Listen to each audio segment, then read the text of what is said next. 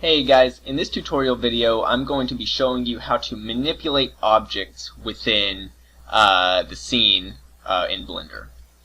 So I'm going to right click and select this cube, and there are three things that I can really do with the cube once I have it selected in object mode.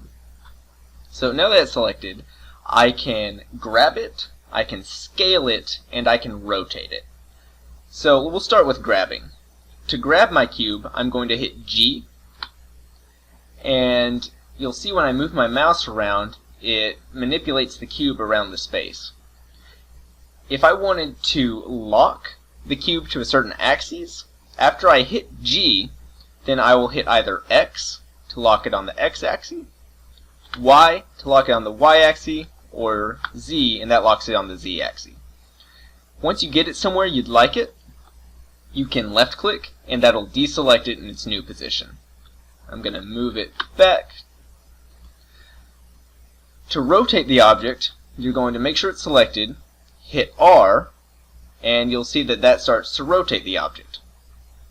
Now you can do the same thing with the X, Y, and Z axis in rotate mode.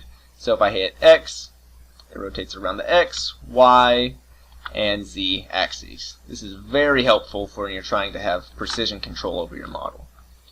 Now scaling, I'm going to hit S, and that allows me to scale my object up or down. And just like grabbing or rotating, I can specify an axis I would like it to align to. So if I hit X, it's only growing along the X, Y, the Y, and Z, the Z. If I hit escape, that'll get me out of it, or if I click left click, that locks it into the new scale. So that's the three main types of manipulation you'll do within object mode. You can also grab these little axes that appear on the origin of the object, and that'll move it along the designated axes. You can if I grab the object and hold down on the mouse wheel, that will also align it to various axes. So it kind of acts as a snapping guide.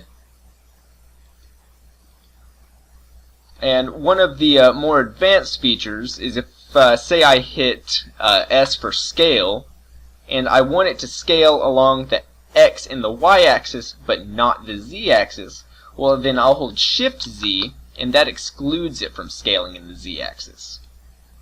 Same thing if I hit Shift X, it will scale on the Y and the Z, but not the X. Or if I hit Shift Y, then the Y axis is excluded. And that's something that's very useful if you're trying to scale it along a certain path without it attributing to another. This works on all objects. It doesn't just have to be a cube or a mesh object. You can do that with your camera, your light. Can't really see the light. There we go. And any object you can grab. So that's about it, and I'll see you in the next video.